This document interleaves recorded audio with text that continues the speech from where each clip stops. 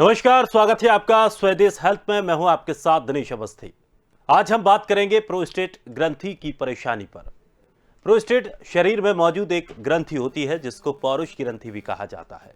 ये एक द्रव पदार्थ का उत्पादन करती है जो शुक्राणुओं की वाहक होती है। पौरुष ग्रंथि मूत्र मार्ग के चारों ओर होती है जो पेशाब को शरीर से बाहर निकालती है। पौरुष ग्रंथि के बढ़ने का मतलब होता है कि यह ग्रंथि अधिक विकसित हो गई है। अधिक उम्र होने पर लगभग सभी पुरुषों की पौरुष ग्रंथि का आकार बढ़ने लगता है। प्रोस्टेट का आकार बढ़ने से मूत्राशय से मूत्र के प्रवाह को अवरुद्ध करने जैसी मूत्र संबंधी समस्याएं विकसित हो जाती हैं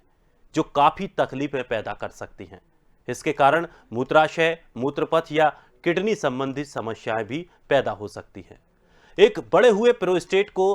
हाइपरप्लासिया कहा जाता है, यानी कि इसे बीपीएच भी कहते हैं, जिस पर आज हम चर्चा करने वाले हैं। मेहमान भी हमारे साथ जुड़ेंगे जिनसे आज हम इस पूरे विषय पर जानकारी लेंगे कि आखिर किस तरह की समस्याएं प्रोस्टेट की वजह से होती हैं, क्या कुछ इसके लक्षण होंगे और कैसे इससे निजात पा पाएंगे और क्या कुछ सावधानियां हमें रखनी होंगी। इसी पर आज चर्चा करेंगे। चलिए मेहमानों से आपका परिचय कराते हैं। डॉक्टर करण पीपरे, पूर्व अधीक्षक AIIMS Raipur. Doctor RN. Tandon, पूर्व जनरल सेक्रेटरी आईएमए। दोनों मेहमान हमारे साथ जुड़ गए हैं। दोनों मेहमानों का बहुत बहुत स्वागत है हमारे इस खास कार्यक्रम में। चलिए सबसे पहले डॉक्टर आर.एन.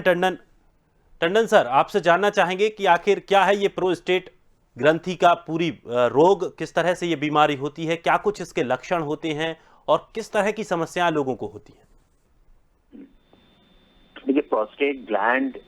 एक जेनाइटो-यूरिनरी सिस्टम जो है, मेल जेनाइटो-यूरिनरी सिस्टम में ये एक एक्टिव पार्ट है प्रोस्टेट ग्लैंड। हालांकि रेडिमेंट्री प्रोस्टिकल जो है फीमेल्स में ही पाया जाता है, तो उसमें किसी भी तरीके की कोई दिक्कतें नहीं महसूस होती है। प्रोस्टेट ग्लैंड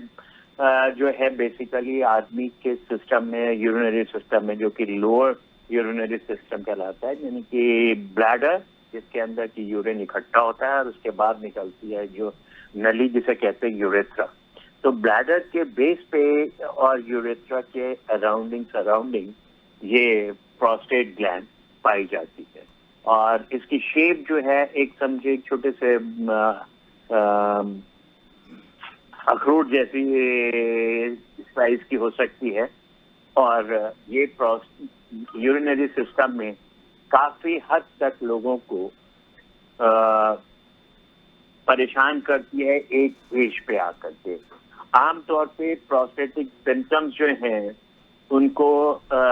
इवेल्युएट करना पड़ता है कि क्या क्या दिक्कतें हो रही हैं उसके हिसाब से। आमतौर पे ये पाया गया है ऑटोप्सी पे कि 40 साल की उम्र में ये रफली 20% लोगों में बढ़ी हुई पाई जाती है और जबकि 80 प्लस वाले लोगों की जो ऑटोप्सी हुई उसमें ये 80% से ज्यादा लोगों में पाई गई है। तो इसको ये माना जाता है कि प्रोस्टेट ग्लैंड जो है आदमी के अंदर बढ़ती जाएगी, परंतु उससे सिम्टम्स होंगे या नहीं होंगे ये एक चीज होती है। 40 के बाद ये प्रोस्टेट ग्लैंड हर एक आदमी की बढ़ेगी और उसमें सिम्टम्स की ज्यादा इम्पोर्टेंस होती है। जरूरी नहीं है कि प्रोस्टेट बढ़ी हुई है तो आदमी को परेशानी होती है। परेशानी आदमी को तभी होती है जब प्रोस्टेट ग्लैंड उसके ऊपर इतना प्रेशर डाल रही होती है नली के ऊपर कि रुकावट का सिम्टम्स आएंगे या जो है मरीज को इरिटेबिलिटी के सिम्टम्स आएंगे। तो प्रोस्टेट ग्लैंड बढ़ना जो है एक स्वाभाविक सी चीज है क्योंकि आदमियों के जो हार्मोन्स होते हैं ये उनसे रिलेटेड होती है और जो टेस्टोस्टेरोन्स हैं वो इफेक्ट डालते हैं इसके साइज पे बढ़ने पे। तो जब ये ग्लैंड बढ़ती है 50 के आसपास लोगों को सिम्टम्स महसूस होते हैं, परंतु सबसे बड़ी दुविधा और परेशानी की चीज होती है कि 60 और 70 साल की उम्र के मरीजों को जब प्रोस्टेट के सिम्टम्स हो रहे होते हैं तो वो इसको मान के चलते हैं कि उनकी एज की वजह से ये परेशानियां उन्हें हो रही हैं, जबकि ये प्रोस्टेट की बीमारी है जिसकी वजह से उन्हें परेशानियां हो रही हैं और जिसका इलाज संभव है। पर सबसे जरूरी चीज ये है कि लोगों को समझना है कि बार बार आपको पेशाब आ रही है, रात में नींद खुल रही है, आपको उठना पड़ रहा है 3-4 बार, तो ये आम परेशानी होती है इस एज में आफ्टर 50-60। पर लोग इसको एज रिलेटेड मानते हैं, पर ये प्रोस्टेटिक सिम्टम्स है। दूसरा प्रोस्टेटिक सिम्टम्स होते हैं कि आप जब पेशाब करने जाते हैं तो आपको देर लगती है, पेशाब की धार पतली हो जाती है और काफी समय लगता है। काफी बार मरीज आके कहता है कि जी मैं कभी खड़े होकर पेशाब करता हूँ तो थोड़ी सी आ जाएगी, फिर बैठ के करता हूँ तो थोड़ी सी आ जाएगी, यानी कि वो टाइम लगता है और वो जोर लगाते रहते हैं और पेशाब थोड़ी थोड़ी आने लगती है। पर कई बार जो है वो ये पेशाब एकदम बंद हो जाती है और वो एक इमरजेंसी हो जाती है उनके लिए कि उसमें पेशाब के रास्ते में जो रुकावट है प्रोस्टेट ग्लैंड की वजह से उसको नली डाल करके फॉर द टाइम बिंग उसे ठीक किया जा सकता है। और उसके अलावा बाकी दवाइयां होती हैं जिनके सिम्टम्स के हिसाब से दी जाती हैं,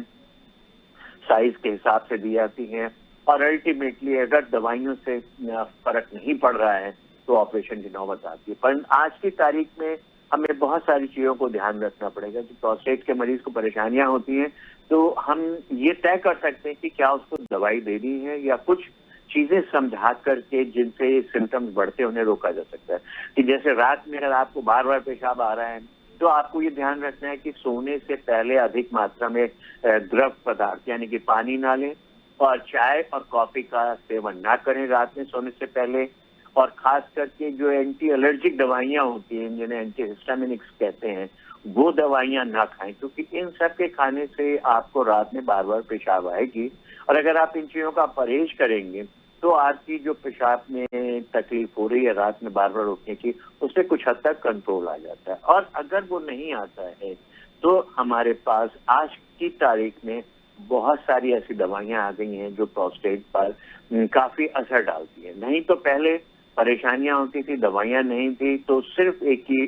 इलाज था कि ऑपरेशन करो और प्रोस्टेट ग्लैंड को निकाल दो। पर आज दवाइयां इतनी अच्छी आ गई हैं कि उनसे बहुत आराम मिलता है, क्योंकि जो प्रोस्टेट ग्लैंड के चारों ओर स्मूथ मसल्स होती हैं उसको कंट्रोल करने के लिए हमारे पास अल्फा ब्लॉकर्स होते हैं जिनको हम दवाइयां देते हैं। और बहुत ही कॉमन है कि आपने एक दवाई रात को सोने से पहले खानी है। अब तो दवाइयों में भी बहुत ही इम्प्रूवमेंट आ चुका है, क्योंकि पहले जो दवाई थी उनसे जब दवाई रात को खाते थे और अगर मरीज चलना फिरना शुरू करता था तो उनको ब्लड प्रेशर डाउन होने का एक समस्या रहती थी और ये काफी तंग करती थी लोगों का। पर आज की जो दवाइयां हमारे जो कॉमनली यूज होती हैं उनसे इस तरीके की परेशानियां नहीं होती हैं और लोगों को बहुत राहत मिलती है कि उनको जो प्रोस्टेट के सिम्टम्स हो रहे हैं उनके ऊपर परेशानियां कम होती रहती हैं, लंबे समय तक दवाई चलती रहती है, तो वो सर्जरी से थोड़ा सा दूर रह सकते हैं। पर कई बार इन दवाइयों के साथ जैसे बहुत बड़ी ग्लैंड हो रही है तो हमें दूसरी दवाइयां भी देनी पड़ती हैं जो हार्मोन्स के ऊपर असर डालती हैं, और उनका जब हम मिक्सचर देते हैं यानी कि फेनेस्ट्राइड होती है और साथ में एक अल्फा ब्लॉकर होते हैं उनको जब देते हैं तो वो दोनों दवाइयां मसल्स और उनके ऊपर असर करती हैं फाइब्रस टिश्यू पे, तो साइज भी फर्क होता है और जो मरीज को सिम्टम्स आ रहे हैं उनके ऊपर भी असर पड़ता है। कई बार होता है कि लोगों को ये मानना जाता है कि अगर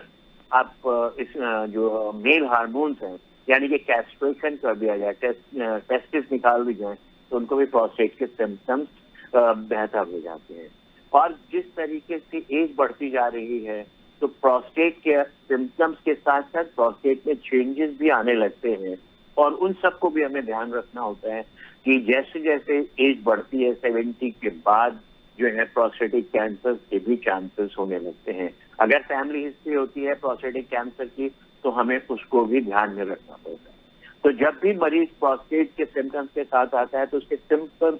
जांच करना बहुत जरूरी होती है कि एक तो रेक्टम के में फिंगर डाल के जो मरीज की ये ग्लैंड होती है उसका एग्जामिनेशन करना बहुत जरूरी होता है। अल्ट्रासाउंड करा के उससे साइज भी देखते हैं और ये भी देखा जाता है कि पेशाब की थैली में पेशाब करने के बाद भी क्या पेशाब रुक रहा है। अगर पेशाब रुक रहा है अंदर तो उसको भी देखना पड़ता है, अन्यथा ये धीरे धीरे करके किडनी पे असर डालती है। तो इन सब चीजों को ध्यान में रखते हुए और ब्लड के टेस्ट करके, क्योंकि एक प्रोस्टेट स्पेसिफिक एंटीजन होता है, PSA कहते हैं, उसको टेस्ट करना बहुत जरूरी होता है, क्योंकि जितना बड़ा साइज होगा प्रोस्टेट ग्लैंड का PSA क्योंकि सेल से सिक्रीट होता है तो कई बार ज्यादा होता है और ये ज्यादा अगर एक लिमिट से ऊपर निकल जाता है यानी कि अगर हम इसकी वैल्यू माने 4 तक है, 4 से 8 तक होता है तो उतनी चिंता नहीं करते हैं, पर 8 से ऊपर जब जाने लगता है प्रोस्टेट का तो उसमें फिर प्रोस्टेटिक बायोप्सी करके कैंसर को रूल आउट करना जरूरी होता है। तो हर एक आदमी को ये समझना है कि उम्र के साथ जो पेशाब में तकलीफें आ रही हैं उनको उम्र से ना रिलेट करें बल्कि प्रोस्टेट ग्लैंड के साथ रिलेट करें। ये बहुत बड़ी मिथ्या है हमारे समाज में कि आमतौर पे बुजुर्ग कहीं भी बैठे होंगे तो वो अपने सिम्टम्स जो है आपस में डिस्कस कर रहे हैं। बिल्कुल सर, पर वो अवॉइड कर जाते हैं। ये एक बड़ी समस्या है कि इस तरह की जो समस्याएं जब किसी भी लोगों को हों तो हिचकिचाते हैं इस तरह की बातें करने में, खास करके यौन संबंधी जो भी बीमारियां हैं उन बातों को लेकर चर्चा खुले में नहीं की जाती, और यही एक वजह होती है कि लोग अंदर ही घुटते रहते हैं और एक बड़ी समस्या फिर ये बन करके सामने आ जाती है। सर, यहाँ से 2-3 चीज़ें बड़ी समझ में आई। एक सबसे बड़ी बात कि उम्र बढ़ने के साथ साथ इस बीमारी को हम देख सकते हैं कि जैसे जैसे उम्र बढ़ती है, उम्र बढ़ने के साथ साथ प्रोस्टेट ग्रंथि भी बढ़ने लगती है। दूसरी चीज़, जो लक्षण कि अगर आपको रुक रुक के पेशाब आ रही है, आप सही से पेशाब नहीं कर पा रहे हैं, तो वहाँ पर ये आपको समझ लेना चाहिए कि कुछ ना कुछ समस्या है और तुरंत डॉक्टर को दिखाना है। तीसरी चीज़ कि इसमें ऐसा नहीं है कि सीधा सर्जिकल या ऑपरेशन ही एकमात्र विकल्प हो, दवाइयों से भी इसे ठीक किया जा सकता है। तो जो दर्शक इस कार्यक्रम को देख रहे हैं उनके लिए आज का कार्यक्रम बड़ा महत्वपूर्ण होने वाला है। डॉक्टर करण पिपरे भी हमारे साथ बने हुए हैं। डॉक्टर पिपरे, जैसा कि अभी तमाम बातें डॉक्टर टंडन सर ने बताई और बड़ी महत्वपूर्ण बातें उन्होंने बताई, अब इसमें कुछ चीज़ें आपसे भी जानना चाहेंगे कि जैसे अभी सर ने कहा कि रुक रुक कर जो पेशाब आती है, इस तरह की समस्याएं होती हैं, लेकिन क्या जो लोग पेशाब को रोक लेते हैं या कुछ ऐसा काम कर रहे हैं, उन्हें पता है कि चलिए उनको जोर से पेशाब भी आ रही है और कुछ काम भी करना है, तो वो काम को प्राथमिकता देकर उसको रोक लेते हैं, तो क्या इस तरह से पेशाब को रोकना भी तमाम समस्याएं पैदा करता है? क्या ऐसे लोगों को रोकना चाहिए? लोगों को ये बताना चाहता हूँ, ये बहुत ही गंभीर विषय भी है, क्योंकि प्रोस्टेट हमारे शरीर में यानी पुरुषों के शरीर में आपके ब्लैडर के नीचे होती है, और यूरेथ्रा जो पेशाब की नली होती है जो ब्लैडर के नीचे से निकलती है उसके बेस से, और प्रोस्टेट के जो 5 लोब होते हैं छोटे छोटे, अगर वो उनमें स्वेलिंग आ गई है तो वो जो नली होती है उससे प्रेस करते हैं, उसमें कंप्रेशन होता है, तो पेशाब पूरी फोर्स से जिस प्रकार नॉर्मली निकलती है वैसी ना निकल के रुक रुक के आएगी, पेन भी होगा और बर्निंग भी होगा मिक्सचुरेशन में। और जैसा कि डॉक्टर साहब ने बताया, टंडन साहब ने, कि उम्र के हिसाब से ये बढ़ती है, जिस प्रकार से आपका मोतियाबिंद बनते हैं और वाइट हेयर्स होते हैं, डीजनरेशन होते हैं बोन्स में, ठीक इसी प्रकार से आपके शरीर में जो प्रोस्टेट ग्लैंड्स है, ये पूरे विश्व में इसका जो इंसिडेंस है 8 से 9 पुरुषों में 1 लाख की पॉपुलेशन में पर ईयर होता है। तो ये मान के चलिए आप कि आपको इसकी स्क्रीनिंग भी कराना पड़ेगा, जैसे कि बताया गया आपको कि ओल्ड एज, तो ओल्ड एज का जो मापदंड है आज के समय में इस प्रकार से देखा जा रहा है कि लोगों में जागरूकता तो हो रही है, लेकिन आपके शरीर में जो अंग, महत्वपूर्ण अंग हैं जिससे आपका शरीर चल रहा है, जो आपने प्रश्न किया है कि अगर पेशाब में रुकावट होती तो आपको रोकना चाहिएगा, नहीं, कभी नहीं, इस प्रकार से कभी रोक नहीं सकते आप। उसकी जो फिजियोलॉजी, नॉर्मल फिजियोलॉजी है, उसको, उसका जो फंक्शन है उसे आप रोकेंगे तो आपके शरीर में उसके बैड इफेक्ट्स भी होंगे। आपका हाइड्रोनेफ्रोसिस होगी, आपकी जो यूरिन है ब्लैडर से यूरेटर और किडनी तक में जाने के चांसेस रहते हैं, इन्फेक्शन होने के चांसेस रहते हैं, और यूटीआई अगर हो गया, यूरिनरी ट्रैक्ट इन्फेक्शन, तो भी आपको तकलीफ होगी, बुखार आएगा, हाथ पैर में दर्द होगा। लेकिन जो चर्चा हो रही है उसमें मैं बताऊं कि जो प्रोस्टेट होती है, अभी आपको ये जानकारी होना बहुत जरूरी कि ये क्यों होती है। प्रोस्टेट ग्लैंड का जो कैंसर है, ये बॉडी में जो उसे जो सेल होती है उसकी, उसमें डीएनए होता है, और डीएनए को इंस्ट्रक्शंस मिलते हैं, हार्मोनल इंस्ट्रक्शंस मिलते हैं कि आप अपनी कोशिकाओं को फास्ट ग्रोथ करो, डेवलप करो, डिवाइड करो। तो उनकी जो सेल्स होती हैं उनका बिहेवियर एबनॉर्मल हो जाता है, साइज नॉर्मल सेल से बड़ा हो जाता है, उसके न्यूक्लियस, उसके क्रोमेटिन, ये सब मटेरियल उसके सेल्स के बड़े होने से गांठ जैसे बन जाती है, जैसे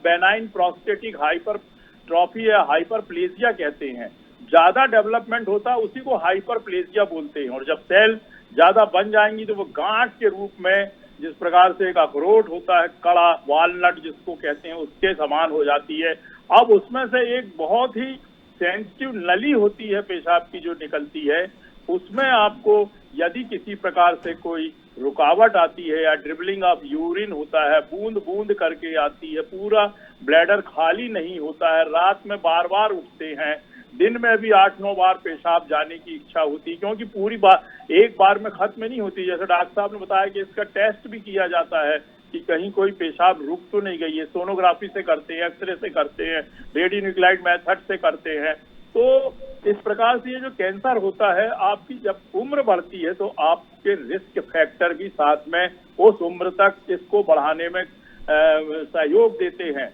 जैसे कि ओल्डर एज है, हार्मोन का इफेक्ट हो रहा है, और जो इंसिडेंसेस हैं वो तो पूरे विश्व में एक ही प्रकार के हैं। फिर ब्लैक जो पीपल्स होते हैं उसमें थोड़ा सा परसेंटेज ज्यादा रहता है। फैमिली हिस्ट्री तो भी इसमें भी सभी लोगों को होता है, जेनेटिक भी कह सकते हैं, लेकिन पुरुषों में जब ये होती है बीमारी तो इसमें ज्यादा डिस्कशन नहीं करेंगे। और ओबेसिटी में जो मोटापा जो होता है, चर्बीला शरीर होता है, उन लोगों में हायर रिस्क होती है, ज्यादा रिस्क होती है कैंसर बनने की। और यदि आपका ऐसा साइन सिम्टम्स डेवलप हो रहा है, आपको तकलीफ हो रही है, जिस प्रकार आप अपने दोस्तों के साथ बैठते हैं तो उनसे चर्चा करें, बताएं, डॉक्टर के पास जाएं, सर्जन के पास जाएं, उसका पर रेक्टल एग्जामिनेशन फिंगर से करेंगे, सोनोग्राफी से उसका साइज शेप देखेंगे, और यदि जरूरत पड़ती है तो उसकी बायोप्सी भी करते हैं सर्जन तुरंत। और अगर बेनाइन प्रोस्टेटिक हाइपरट्रॉफी है और उसको आपको कंप्लेंट बहुत ज्यादा है तो उसका ऑपरेशन भी हो जाता है और उसमें रिस्क खत्म हो जाती है कि कैंसर नहीं बन पाया। लेकिन हमको ये अनुभव है, हम लोग जब रेडियोथेरेपी लगाते हैं, पेशेंट को कीमोथेरेपी देते हैं, या पैट सीटी या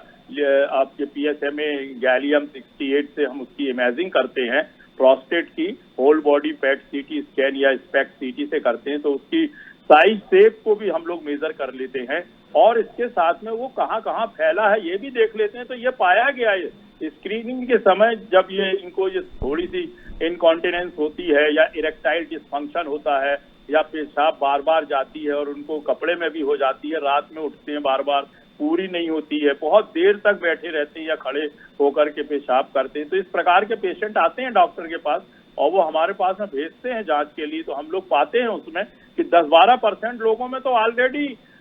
हड्डियों में आ गया है। तो ये बहुत बड़ी समस्या है। अगर बोन में मेटास्टेसिस हो गई है, वहां का कैंसर ब्लड सर्कुलेशन से आपके बोन्स में आ गया है या लंग में आ गया है, ब्रेन में आ गया है, तो बहुत दिक्कत जाती है। इसीलिए इसमें जागरूकता बहुत जरूरी है, स्क्रीनिंग कराना बहुत जरूरी है। सर्जन के पास जाकर बढ़ती उम्र से यदि आपको प्रॉब्लम आ रहा है यूरिनरी ट्रैक्ट में पेशाब करने में, तो मैं समझता हूं कि आपका PR या पर रेक्टल एग्जामिनेशन होना बहुत जरूरी है। और डॉक्टर को लगता है तो जितनी जांचें हम लोग ने दोनों डॉक्टर्स लोगों ने बताई हैं अपनी जनता को कि अल्ट्रासोनोग्राफी और फिजिकल एग्जामिनेशन और रेक्टल एग्जामिनेशन और CT स्कैन और MRI, इनसे एक्यूरेट डायग्नोसिस बनती है। और साथ में PSA प्रोस्टेट स्पेसिफिक एंटीजन जो ब्लड सैंपल लेकर के जांच की जाती है, जैसा डॉक्टर साहब ने बताया कि 4 से 8 तक कोई चिंता करने की जरूरत नहीं, लेकिन 8 से ऊपर अगर आता है तो हड्डियों में दर्द होता है, बोन में आ गया है समझ लीजिए। PSA का बढ़ना यानी हड्डियों में आपका कैंसर आ गया है। इसे बार बार जांच कराते रहना चाहिए, ना आए इसका ध्यान रखना चाहिए। Bone scan methylene diphosphonate technetium 99M labelled जो होता है radio nuclide material nuclear medicine test करते हैं, होल बॉडी का एक बार में हो जाता है। और अगर जरूरत पड़ती है तो ल्यूटीशियम और गैलियम 68 और ल्यूटीशियम 177, ये दवा का नाम है, रेडियो न्यूक्लाइड है, इनसे रेडिएशन निकलता है और PSA में लेबल्ड रहता है। ये जनरेटर प्रोड्यूस होती हैं और उसको इंजेक्ट करने के बाद में इमेजिंग करते हैं तो प्रोस्टेट का साइज, शेप और उसका इन्वॉल्वमेंट आगे पीछे ऊपर नीचे कहाँ कहाँ इन्वॉल्व किया है टिश्यूज को या ऑर्गन्स को, प्लस हड्डियों में या लिवर में या लंग में या क्या बोलते हैं ब्रेन में तो नहीं फैला है, या और किसी और टिश्यूज में तो नहीं फैला हुआ, इसको भी और हम लोग जांच करते हैं। और जैसा कि इसका जो इलाज है, सबसे पहला इलाज है सर्जरी के बाद में जो इसकी कीमोथेरेपी होती है वो, और रेडियोथेरेपी भी देते हैं। कीमोथेरेपी 6 महीने चलती है और रेडियोथेरेपी 2 महीने चलती है। डायरेक्ट प्रोस्टेट को फील्ड को देते हैं, और यदि कोई बोन मेटास्टेसिस सिंगल डबल हुई है तो उसको लोकल फील्ड बना करके, और 4 से 5 हजार सेंटीग्रेड, ये यूनिट है ग्रे जो होती है रेडिएशन की, और 2 महीने के इलाज में पेशेंट के प्रोस्टेट का कैंसर निकलने के बाद और रेडियोथेरेपी लग जाती है पूरी, और 6 महीने में 2 बार कीमोथेरेपी लगती है। और इसका दूसरा इलाज ये भी है कि इसका एग्रेसिवनेस को दूर करने के लिए दोनों टेस्टिस को ऑपरेट करके निकालना पड़ता है। जो मेल टेस्टिस होते हैं इनको निकालना पड़ता है, ताकि उससे जो और हार्मोनल इंफॉर्मेशन आती है और कैंसर सेल से ये जो प्रोस्टेट स्पेसिफिक एंटीजन रिलीज करते हैं वो उससे रुकता है। साथ में और एक चीज जानकारी दूं, जिससे आपका जनता जो सुनती है, जो पुरुष लोग हैं खासकर, इन लोगों को, कि इसमें गायनेकोमेस्टिया भी होता है। जो आपके चेस्ट होते हैं उसमें फुलाव आ जाता है, फूल जाता है और पानी जैसे भर जाता है, ये सब उसका रिएक्शन के कारण, उसी के साइड इफेक्ट्स हैं। तो इनके भी अगर आपके चेक होते रहेंगे इलाज के दौरान, या बिल्कुल, यानी कि सबसे बड़ी बात यह है कि इस तरह की अगर समस्याएं हैं तो आपको डॉक्टर को दिखाना बेहद जरूरी है, बहुत जरूरी है, नहीं तो समस्याएं और भी ज्यादा बढ़ सकती हैं। खास करके इस कार्यक्रम का उद्देश्य यही रहता है कि इस तरह की जो बीमारियां हैं जिनको लोग खुलकर आमतौर पर चर्चा नहीं कर पाते हैं, किसी अपने मित्र साथी को भी खुलकर नहीं बता पाते हैं, लेकिन डॉक्टर्स के पास आपको जाना होगा, डॉक्टर्स को सारी परेशानियां आपको बतानी होंगी, और इस तरह की जो समस्याएं हैं उनका इलाज संभव है, उनको आसानी से इलाज उनका किया जा सकता है। डॉक्टर टंडन, जिस तरह से बार बार पेशाब जाने को लेकर बात कह रहे थे, सलाह ये भी डॉक्टरों द्वारा दी जाती है कि आप खूब पानी पीजिए, दिन में 7-8 लीटर पानी पीजिए। जब व्यक्ति पानी पिएगा तो बार बार पेशाब जाएगा, तो क्या इस तरह की ये भ्रांतियां अलग अलग हो रही हैं कि मतलब पानी पीने पे बार बार पेशाब भी जा रहे हैं? तो इसमें कैसे हम इसे समझ सकते हैं, और कौन सी वो चीजें हैं जिनसे दूर रहना ही होगा? अगर थोड़ी बहुत भी आपको समस्या आ गई है तो आप बिल्कुल इन चीजों को त्याग दें। आमतौर पर अगर हम बात करें और प्रोस्टेट की बीमारी को संदर्भ में ना लें, तो पानी पीने की बात हमेशा की जाती है, क्योंकि आपके शरीर में अगर पानी की मात्रा उपयुक्त होगी तो आपकी जो सेल्स की जो क्या कहा जाता है कि सेलुलैरिटी में जो खून और पानी का मात्रा ज्यादा पहुंचता है और उनकी एक्टिविटी बढ़ती है, और वो सेल्स जो है वो काफी स्ट्रांग रहती हैं, और शरीर में से गंदगी निकालने के लिए किडनी को एक्चुअल में पानी की मात्रा बहुत ज्यादा जरूरत होती है, क्योंकि तभी वो शरीर में बन रही हर तरीके की जो कहिए कि वेस्ट प्रोडक्ट्स हैं उन्हें निकाले। वेस्ट प्रोडक्ट शरीर से चाहे खाने से बने, चाहे दवाइयों से बने, चाहे किसी भी चीज से बनते हैं, तो उनकी सफाई के लिए हमारे पास 3 चीजें। एक तो लंग्स करता है,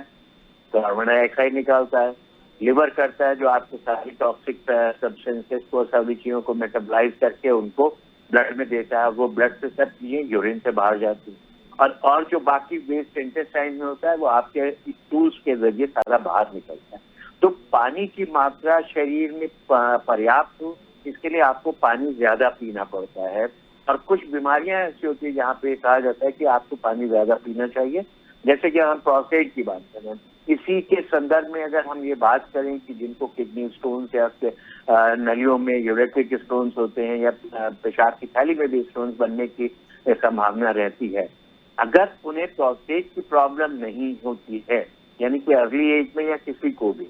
तो उनको अधिक मात्रा में पानी पीने की या लिक्विड पीने की सलाह दी जाती है, क्योंकि जितनी मात्रा में आपके शरीर में लिक्विड जाएगा उतनी ही मात्रा में यूरिन फॉर्म होगा, और यूरिन ज्यादा फॉर्म होगा तो आप स्टोन्स को बाहर भी निकालने में सक्षम होते हैं, छोटे स्टोन्स होते हैं, और जो स्टोन्स बढ़ने की संभावना होती है उसको भी रोकने में आपको मदद करते हैं। अब यहाँ पे हमें पानी की भ्रांति नहीं माननी चाहिए, हमें अब नहीं समझना है कि हम किस बीमारी को डील कर रहे हैं और उसमें हमें क्या चीज बताना है। कई बार होता है हमें मरीज को कहना पड़ता है आपने नमक बिल्कुल खाना है ज्यादा, सर, मैं आपको माफी चाहूंगा सर, आपको बीच में रोकना पड़ रहा है, दरअसल समय की बाध्यता है। वरना और ऐसे सवाल थे जिनको इस विषय में हम और जानने की कोशिश करते हैं और समय का वाकई पता भी नहीं चला, जो इतनी तमाम महत्वपूर्ण जानकारियां मिल पा रही हैं, क्योंकि दरअसल इस तरह की बीमारियों की चर्चाएं लोग अक्सर करते नहीं हैं और डरते हैं, थोड़ा सा शर्माते हैं। और ये हमारी कोशिश है कि ऐसे जो विषय हैं उनको हम लेकर आएंगे, लोगों तक उनकी जानकारी पहुंचाएंगे, जिससे कि उनके जीवन में जिस तरह की जो समस्याएं बड़ा रूप ले लेती हैं, सिर्फ उन चीज़ों को ना समझने पर या ना बताने पर वो कम से कम दूर हो और लोग जागरूक हों। फिलहाल बहुत बहुत शुक्रिया आप दोनों का हमारे साथ जुड़ने के लिए, बड़ी महत्वपूर्ण जानकारियां देने के लिए। तो दोस्तों, ये बीमारी जिस तरह से देखने में लग रही है उतनी खतरनाक है, लेकिन इसका इलाज संभव है। अगर शुरुआती दौर पर आप डॉक्टर्स के पास जाते हैं तो गोली दवाई से भी काम हो सकता है, नहीं तो ये समस्या बड़ी होगी तो सर्जरी भी करनी पड़ेगी, लेकिन इसका इलाज संभव है। फिलहाल इस खास कार्यक्रम में इतना ही। ताजा तरीन खबरों के लिए आप बने रहिए स्वदेश के साथ, सबसे पहले देश।